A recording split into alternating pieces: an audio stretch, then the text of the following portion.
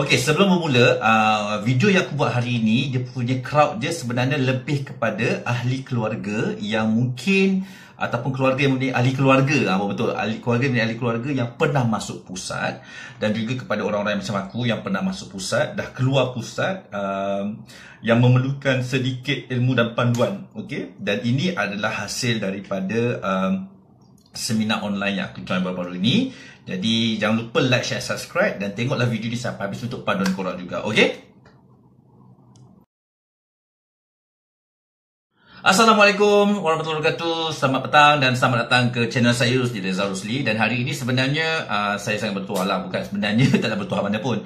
Hari ini aku punya konten adalah daripada hasil seminar online yang diperkongsikan oleh seorang tokoh lah untuk aku. Beliau adalah Dr. Nazira.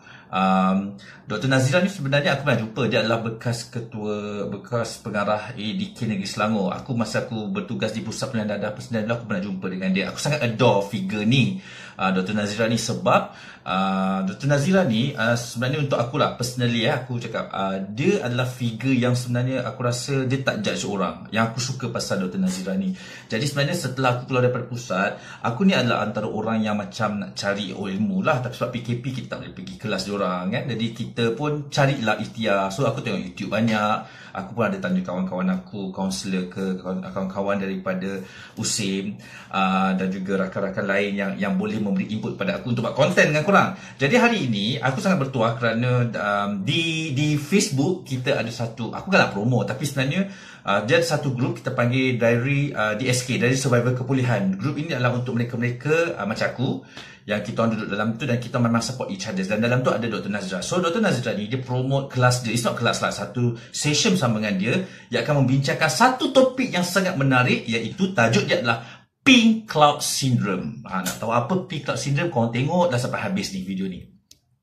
Okey, bercakap mengenai Pink Cloud Syndrome. Okey, dia sebab tu aku justify awal-awal tadi. Video ni sesuai untuk mereka yang mungkin ada yang pernah masuk pusat. Maksudnya dalam fasa penagihan, dia pernah mendapatkan rawatan. Jadi Pink Cloud Syndrome ni adalah dalam bahasa Melayunya kita panggil perangkap awan merah jambu. Perangkap awan merah jambu. Aku buat nota masa kelas saya tu, nak tahulah. So apa maksud Pink Cloud Syndrome yang diceritakan oleh Dr. Nazira baru-baru ni? Okey, untuk family untuk family dan juga orang macam aku. Sebab aku tak tahu. Aku pernah alami benda ini. Normally aku memang, usually orang macam aku pernah alami benda ini, dan family pun kena tahulah, be alert lah dengan situasi ini, sebab benda-benda yang macam ini sebenarnya boleh jadikan panduan korang untuk guide ahli keluarga yang mungkin baru keluar pusat. So korang kan, aku pernah cakap, don't expect too much, tapi dalam yang sama korang kena dapatkan some knowledge lah. So hari ini kita nak belajar pasal Pink Cloud Syndrome ataupun perangkap merah jambu. Okay, Pink Cloud Syndrome ni adalah satu fasa yang mana sebenarnya fasa ini adalah fasa terlalu gembira ataupun euforia. Okey, pada peringkat awal dalam kelas ni Dr. Nazira ada quote, benda dia adalah fasa pertama, tapi hasil daripada perbincangan mereka-mereka yang survivor, orang yang people recovery yang macam lagi legend lah, macam abang-abang dalam tu, dia cerita sebenarnya Pink Cloud Syndrome ni tak semestinya berlaku pada mereka-mereka di peringkat awal selepas tamat rawatan tau. Sebenarnya benda ni boleh berlaku kat kita orang juga sampai sekarang. Kalau kita dah hujung-hujung pun boleh rasa lagi. So dia dikatakan Pink Cloud Syndrome ni adalah satu fasa yang mana kita kena tahu, bila kita masuk pusat, kita sebenarnya dapat rawatan yang mana kita panggil, dalam pusat tu kita panggil fasa tempoh pendinding, yang mana kita dah tak ambil substance. Sebab tu tempoh dalam pusat sangat lama, lebih kurang paling minimum yang setahu aku 6 bulan. Ada yang membawa kepada 2 tahun. Jadi bila kita dah berada dalam fasa itu, kebanyakan penagih dia akan merasa yang dia sangat happy sebab dia tak ambil barang lagi, dan dia sangat yakin apabila dia mula menikmati rasa hidup yang sebenar. Faham tak? Nanti kata yang lain, dia sangat yakin lah konon-kononnya dia sihat. Biasa kebanyakan pegawai-pegawai tahu, pegawai ADK tahu, aku sendiri pun pernah alami benda macam ni. Orang-orang cakap saya kena keluar cikgu sebab saya dah boleh dah ni, saya dah yakin. So kita panggil fasa-fasa euforia dia. Okey? Persoalan dekat sini, mungkin family cakap, elok lah tu cikgu, dia dah rasa yakin, dia rasa bagus kan.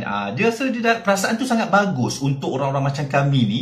Perasaan tu tak boleh tipu sebab dia rasa dia yakin dia boleh hadapi dunia yang sebenar. Itu sebenarnya jawapan-jawapan family. Family nak dengar jawapan-jawapan kata-kata daripada anak ataupun family members dia bercakap macam tu. Tapi ini yang kita kena faham. Dia satu statement yang aku pegang, bila kita terlalu yakin dan bila kita terlalu seronok, kita tidak berhati-hati. Faham? Dia sebenarnya benda ni bukan applicable untuk penagih saja. Orang biasa pun kalau dia ada something kejatuhan dalam hidup dia, sebenarnya kalau dia terlalu happy pun, kalau dia tidak berjaga-jaga, dia akan jatuh balik. So kalau sindrom ini dia tidak berjaga-jaga, dia akan membawa kepada kemusnahan. Ada juga sebenarnya fasa ini boleh membawa penagih ini ke arah yang lebih berjaya, tapi bergantunglah pada penagih tersebut. Jadi hari ini apa yang kita nak cakap dekat sini kat family, apabila kita berada dalam fasa, apabila penagih itu berada dalam fasa euforia, kita jangan terlalu happy. Sebab kalau pegawai ADK ni dia akan cakap, ni mula ni pink cloud syndrome lah ni, pink cloud syndrome ni, terlalu yakin kan.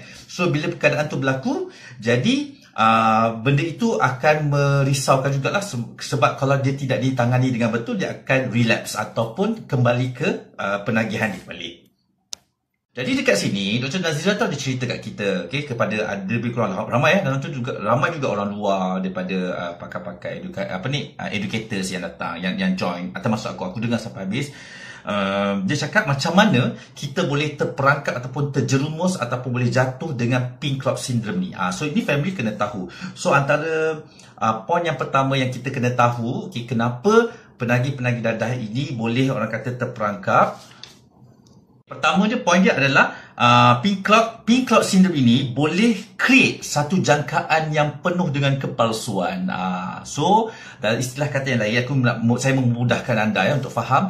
Yang poin pertama dia kata, apabila pelatih ataupun penagih-penagih ini dia rasa euforia, dia terlalu yakin, dia akan ambil mudah dengan hidup dia. Dia akan rasa yakin yang hidup dia ni macam aku boleh kerja, aku boleh bersama kembali dengan masyarakat dengan mudah. Dan kadang-kadang jangkaan itu tak realistik. Kerana apa? Sebab ialah dia duduk dalam pusat, macam mana di hidup dia memang tak ambil substance, tapi cabaran di dunia luar sangat tak realistik. Contoh benda yang paling simple yang aku boleh ambil, orang tu rasa bila dia keluar dia dapat kerja. Dia kata aku kat luar aku nak kerja, jangkaan yang penuh kepalsuan. Tapi sebenarnya bila dia keluar dia tak dapat kerja pun kan, dan sebenarnya dia tak dapat kerja, dia akan buat benda tu down. So dia tak realistik.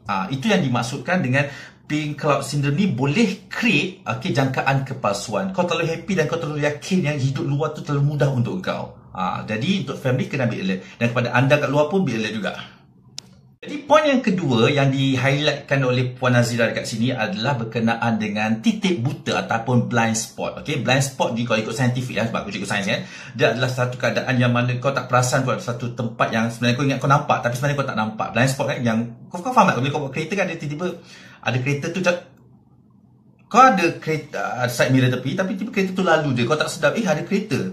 Blind spot bermakna dekat sini pink cloud syndrome ni sebenarnya dia akan membuatkan hidup kau rasa terlalu sempurna, sedangkan kau tak sedar pun dalam hidup kau tu ada blind spot ataupun ada titik-titik lemah yang kau tak tahu pun yang akan berlaku. Dan ini akan membuatkan blind spot ini akan membuatkan engkau dikaburi. Dan kau membuatkan ahli keluarga yang menagih ni dikaburi dengan keadaan yang macam tak apa, kerja tu senang kan, kat luar tu kahwin tu pasti boleh, tak ada masalah. Dia terlalu yakin sehingga kan dia rasa kehidupan dia tu dia tidak perlukan sokongan orang lain, malah dia tidak perlukan sokongan daripada pegawai ADK yang dulu pernah tolong dia, daripada rakan-rakan survivor dia di SK, daripada diary survivor kehidupan yang ada di Facebook. Dia tak pernah menyatakan hasrat dia. Dia dah terlalu yakin, dia rasa sebab apa yang dia rasa itu adalah blind spot, penipuan yang nyata. Penipuan bukan nyata, penipuan yang tidak disedari. Itu yang berlaku. Jadi pertama ni tadi kita cakap tadi mengenai dia akan create jangkaan kepalsuan. Yang kedua tadi adalah blind spot. Jadi poin yang ketiga kita yang Dr. Nazira share dekat aku kat sini adalah pink cloud syndrome ini sebenarnya dia akan menghasilkan keyakinan yang palsu. Apa yang dimaksudkan keyakinan yang palsu tu? Dia macam ni. Keyakinan yang palsu tu kita kena sedar. Orang-orang yang macam, baru-baru ni aku dapat satu panggilan ataupun satu message dia kata benda ni sangat struggle untuk berubah walaupun dia dah keluar daripada pusat. Mungkin anda tak sedar, kepulihan kita adalah sepanjang hayat, atau bahasa kasar je, kita ni sebenarnya orang macam saya ni, kita fight sampai mati. Kita tak boleh kata kita sihat ataupun kita bebas dada. Mungkin tuan-tuan akan tengok saya sekarang ni, saya okey. Okey, keyakinan saya macam wah, nampak cikgu okey dia cakap depan Facebook, dekat YouTube semua okey. Tapi walhas saya sedar sebenarnya saya tak cukup kuat. Saya sedar sebab berkemungkinan besar ada konflik-konflik dalam hidup yang saya tak boleh angkat. Jadi keyakinan yang palsu ni adalah yang mana kau rasa engkau dah tak perlukan orang-orang lain dan kau rasa yakin, kau rasa bongkak dan sombong. Yang mana kau rasa kau dah tak nak mingle dengan orang-orang penagih lagi, kau tak nak jumpa dengan pegawai, konon-kononnya kau nak erase benda-benda dari hidup kau. Walhas sebenarnya kita perlukan orang lain. Walaupun macam mana family tak boleh sorok benda ini kerana korang kena sedar yang kepulihan individu ini adalah sepanjang hayat. Macam saya misalnya, mungkin saya rasa macam saya okey, saya ada masalah dalam keluarga ni semua. Okey, fine, saya dah pernah ini, dah pernah itu, kerja diberhentikan for example ada masalah financial, masalah keluarga misalnya. Mungkin benda itu buatkan saya okey lagi. Tapi mungkin anda tak tahu bagaimana keadaan saya sekiranya kedua ibu bapa saya tak ada nanti. Konflik itu mungkin saya tak boleh angkat dan mungkin saya akan keadaan saya lebih teruk. Sebab itu kita kena berhati-hati dengan keyakinan yang palsu ini. Sebab bila anda terlalu yakin dan bongkak, dia macam aku tak perlukan dia lah. Kalau saya yakin dan bongkak, saya tak share benda ni dengan korang. Saya tak jumpa abang-abang dari Survivor, saya tak jumpa dengan Dr. Nazira ni. Jadi saya tak berguru lah. Jadi itu adalah orang yang bongkak maksudnya. Tapi saya bukan kata saya tak bongkak. Ada masa ni saya terlupa kedua orang juga. Tapi pembelajaran ini perlu diteruskan. Okey? Poin yang keempat Dr. Nazira ajar adalah dia kata Pink Cloud Syndrome ini sebenarnya dia akan membuatkan penagih-penagih ini rasa high expectation terhadap kehidupannya. Maksudnya dia rasa macam hidup ni sangat senang, itu satu. Satu lagi dia kata dia terlalu melihat hidup ini perlu cantik. Faham tak? Dia terlupa. Saya ada penonton kat seorang sini. Okey, dia macam perlukan dia rasa kehidupan saya ni sangat sempurna. Maksudnya dekat sini, kalau dia jatuh, dia terlupa. Dia terlupa yang sebenarnya kalau... Okey, saya kena highlight balik.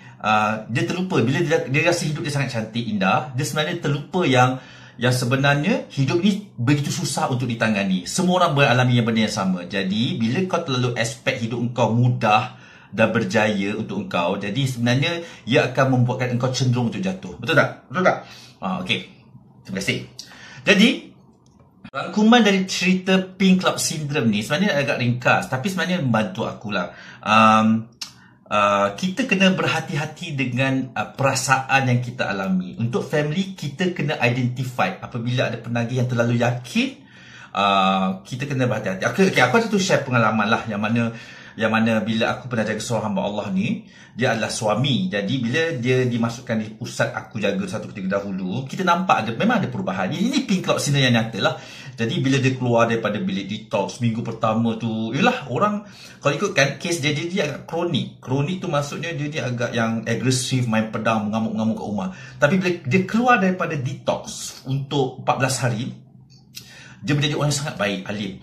Pergi surau pakai jubah, bercelak kan? Bercelak lah, orang kata berserban, berzikir ni. So bercelak dia pula kau sampai ke sideburn. Memang kita impress. Tapi kita tahu. Macam saya punya style adalah engkau terlibat dengan penagihan dadah selama 10 tahun. Takkan 14 hari kau duduk pusat, benda tu dah boleh settle. Benda tu adalah satu lakonan semata-mata. Itu first lakonan. Tapi dia kata benda tu memang dia rasa dia bahagia. Dia rasa dia yakin. Sebab dia dah rasa insaf. Dia serindu kat suami daripada isteri. Tapi sebenarnya dari segi pendirian kita, dari konsep rawatan, dia perlukan masa lagi. Tetapi apabila keluarga mula percaya dengan condition dia bawa. Kita cakap dah dia tak boleh balik. Tapi maklumlah isteri kan, force untuk kita lepaskan dia. Dan kita cakap kalau kita lepaskan dia, if anything bad happen, kita tak akan bertanggungjawab. Lepas tu mungkin puan kena dapatkan bantuan daripada orang lain. Sebab yelah, kau tak nak tolong, kau tak nak dengar daripada bantuan kita kan. Jadi apa yang berlaku, dia bawa lah suami dia balik. Bila dia bawa suami dia balik, rupa-rupanya yang dia nampak dekat pusat tu, Pink Cloud Syndrome tu, sebenarnya kat rumah adalah satu lakonan semata-mata.